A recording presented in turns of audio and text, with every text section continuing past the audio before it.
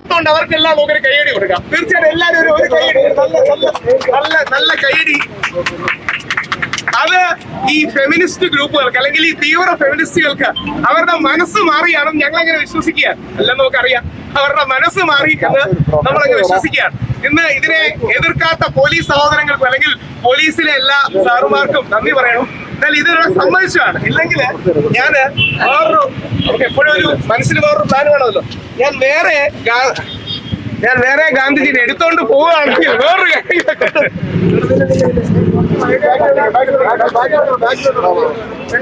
അതായത് ഇനിയും ഗാന്ധിജിയുടെ ഈ കട്ടൗട്ട് പോലീസുകാർ എടുത്തോണ്ട് പോവുകയാണെങ്കിൽ കയ്യിൽ വേറൊരു കാര്യം കൂടെ കൊണ്ടുവന്നിട്ടുണ്ട്. അപ്പൊ ഇതുകൊണ്ട് നമ്മുടെ ഫെമിനിസ്റ്റ് സുഹൃത്തുക്കൾ മനസ്സിലാക്കേണ്ടത് ഞങ്ങൾ തയ്യാറായി തന്നെയാണ്, ഞങ്ങൾ 100% തയ്യാറായി തന്നെയാണ്, അതിശക്തമായ രീതിയിൽ മുമ്പോട്ട് പോകും.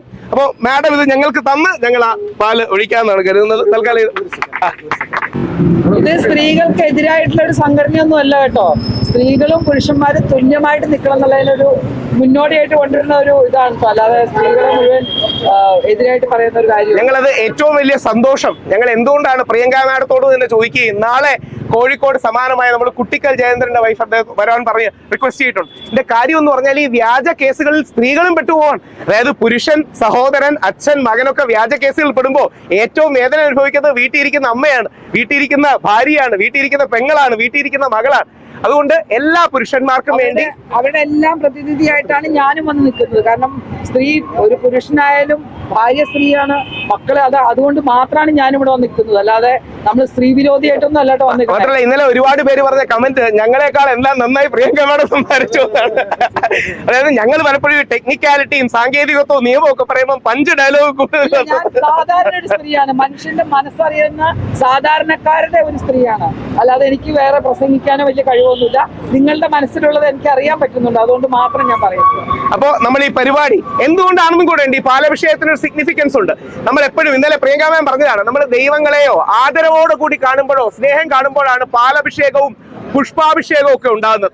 കഴിഞ്ഞ തവണ ഒരു ജഡ്ജി ബഷീർ സാറിന്റെ കട്ടൗട്ടിൽ നമുക്ക് പാലഭിഷേകം നടത്തണമെന്ന് ആഗ്രഹം ഉണ്ടായിരുന്നു. അത് സമ്മതിച്ചില്ല. ഞാൻ നിൽക്കാങ്കില്ല, അത് സമ്മതിച്ചില്ല. മാം കൂടെ നിൽക്കണം മാഡം, അത് സമ്മതിച്ചില്ല. അപ്പോ നമ്മുടെ രാഷ്ട്രപിതാവ് മഹാത്മാഗാന്ധി, ഈ നാടിന്റെ ആത്മാവായ, ഈ നാടിന്റെ ലോകത്തിന്റെ പ്രകാശമായ, ലോക ചരിത്രത്തിൽ ഏറ്റവും കൂടുതൽ ആദരിക്കപ്പെടുന്ന ഇന്ത്യയുടെ ഏറ്റവും വലിയ പ്രതിപുരുഷനായ മഹാത്മാഗാന്ധിയുടെ കട്ടൗട്ടിൽ ഇനി അതിൽ ഒരു കാര്യം കൂടെ ഉണ്ട് ഞങ്ങൾ മഹാത്മാഗാന്ധിയുടെ കട്ടൗട്ടിൽ ഒഴിക്കുന്നതിന്. മഹാത്മാഗാന്ധിയും നമ്മുടെ രാഷ്ട്രപിതാവും ഒരു പുരുഷനായിരുന്നു. നമുക്ക് വേണ്ടി പോരാടി ജയിച്ച ആ പുരുഷൻ അല്ലെങ്കിൽ ആ അച്ഛൻ, ആ സഹോദരൻ മകന് വേണ്ടി ഈ സ്ത്രീ നിയമങ്ങൾ ദുരുപയോഗം ചെയ്യുന്നതിനെതിരെ, അതിനെതിരെ സ്വാതന്ത്ര്യത്തിന് വേണ്ടി എല്ലാവരും കാര്യമായി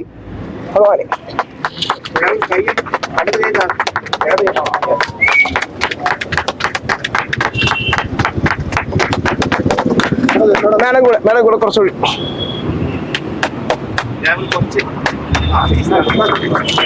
അദ്ദേഹം കൂടെ.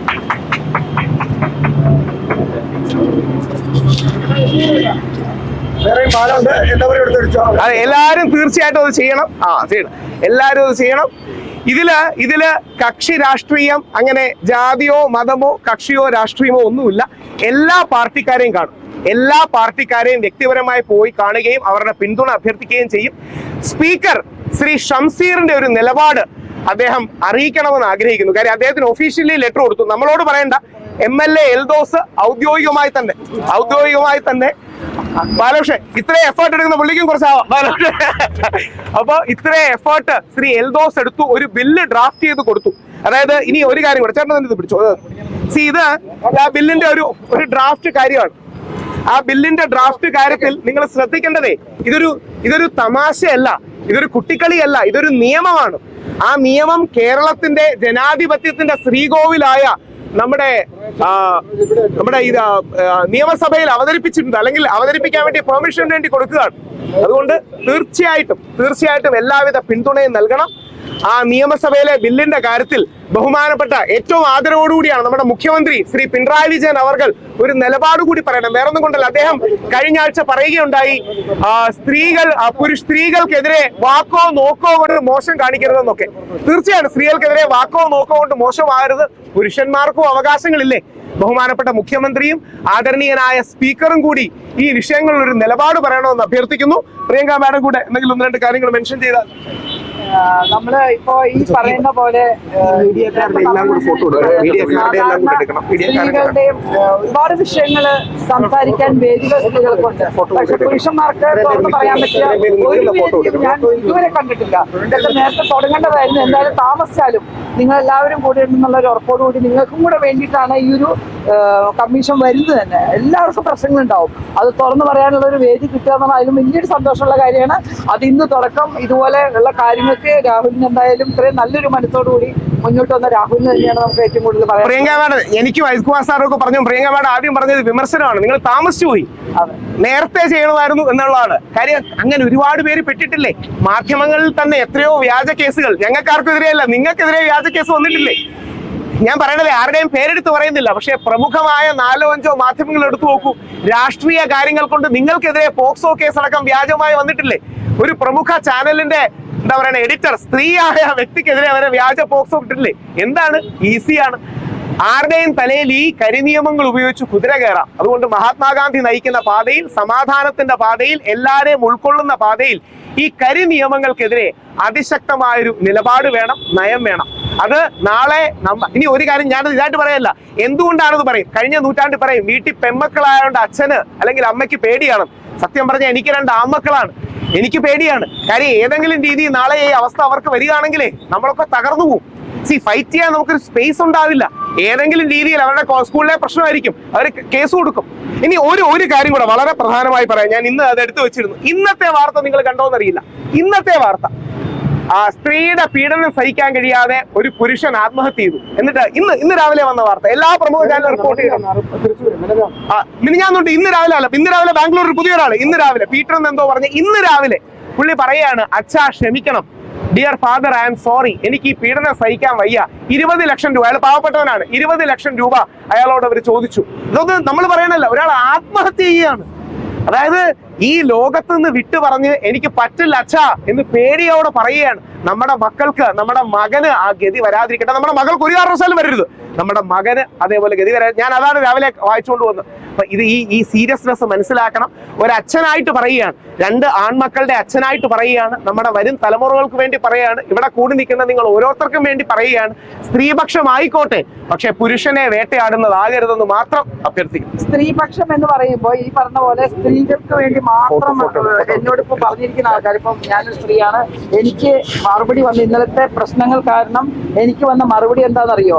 ചേച്ചി ഞങ്ങളും കൂടെ നിൽക്കും. കാരണം ഈ പറയുന്ന എല്ലാ ഭർത്താക്കന്മാരുടെയും ഭാര്യ എന്ന് പറഞ്ഞൊരു സ്ത്രീയല്ലേ, അമ്മ സ്ത്രീയല്ലേ, മോള്. അങ്ങനെ നോക്കുമ്പോൾ നമുക്ക് ഇത് ഒരു സ്ത്രീകൾക്കെതിരെയുള്ള ഒരു പോരാട്ടം അങ്ങനെ ഒന്നുമല്ല. ഈ പുരുഷന്മാർക്ക് ഉള്ളതെല്ലാം ഈ പറയുന്ന പോലെ സ്ത്രീകൾ തന്നെ കൂടെ നിൽക്കണം.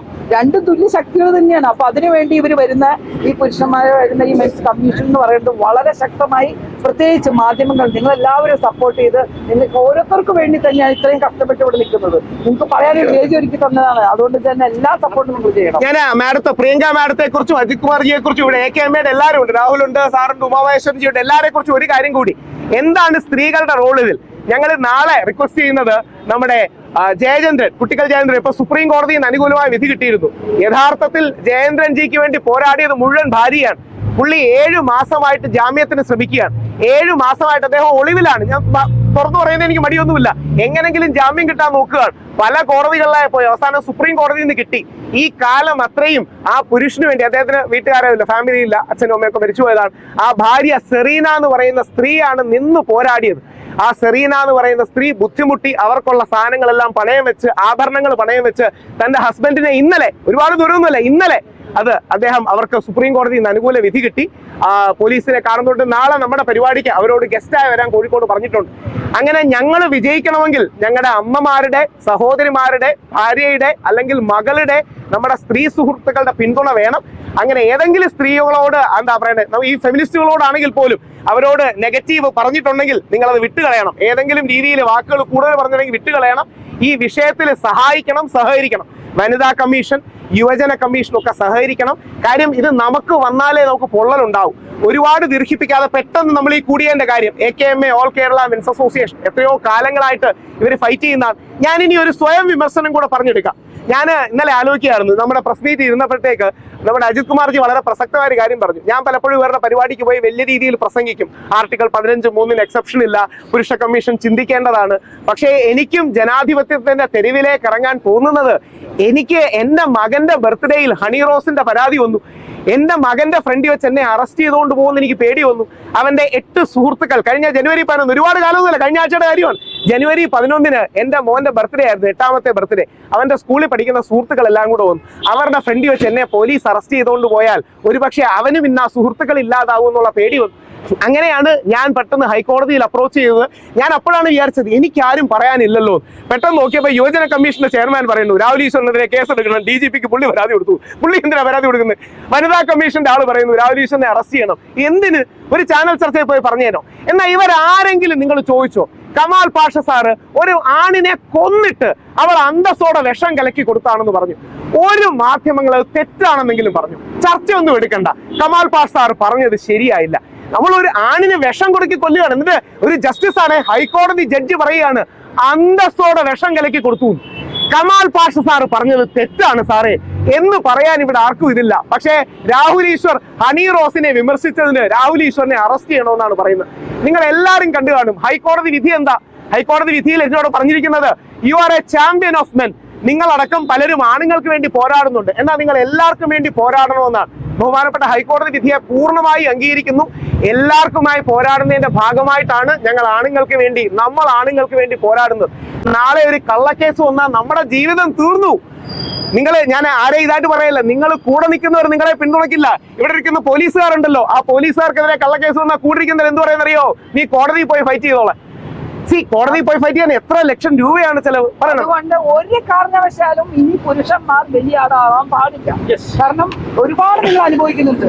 ഒരു പെണ്ണ് സംസാരിച്ചു എന്ന് പറയുമ്പോൾ തന്നെ അത് തെളിയിച്ചു വരുന്ന അത്രയും കാലയളവ് നിങ്ങളുടെ മനസ്സിൽ എന്ത് വിഷമം ഉണ്ടാവും? നിങ്ങളെ കൂടെ നിൽക്കുന്ന ഭാര്യ എത്ര വിഷമിക്കുന്നു. അതുകൊണ്ട് ഇനി മുതൽ ഒരു പുരുഷന്മാരും ബലിയാടാവരുത്. എന്ത് പ്രശ്നങ്ങളുണ്ടെങ്കിലും നമുക്ക് ഇതിനകത്ത് പരിഹാരം ഉണ്ടാക്കണം. അതിനുവേണ്ടി നിങ്ങൾ എല്ലാവരും ശക്തമായിട്ട് തന്നെ മുന്നോട്ട് വരണം. ഞാനൊരു സ്ത്രീയാണ്, ഞാൻ പറയാൻ കാരണം നിങ്ങളുടെ ബുദ്ധിമുട്ട് നല്ലപോലെ അറിയാം. നല്ലപോലെ നിങ്ങളുടെ വിഷമം മനസ്സിലാക്കിയിട്ടാണ് ഞാൻ നിൽക്കുന്നത്. ഇതിന് പകരം എന്ത് പ്രശ്നം വന്നാലും അത് ഫേസ് ചെയ്യാൻ ഞാൻ തയ്യാറാണ്. ഒരു കുഴപ്പം. ഒരു നല്ല കൈ ആ രീതിയിലുള്ള സ്ത്രീയാണ്. സ്ത്രീകളോടാണ് പ്രിയങ്ക മേഡത്തെ കണ്ടുപഠിക്കണമെന്നാണ് എനിക്ക് പറയാനുള്ളത്. പ്രിയങ്ക മേഡത്തെ കണ്ടുപഠിക്കുക. ഒരുപാട് സ്ത്രീകൾ പുരുഷന്മാരെ തേജോധം ചെയ്യുന്നുണ്ട്, അവർക്ക് വേണ്ടി സംസാരിക്കാൻ മടിക്കുന്നുണ്ട്.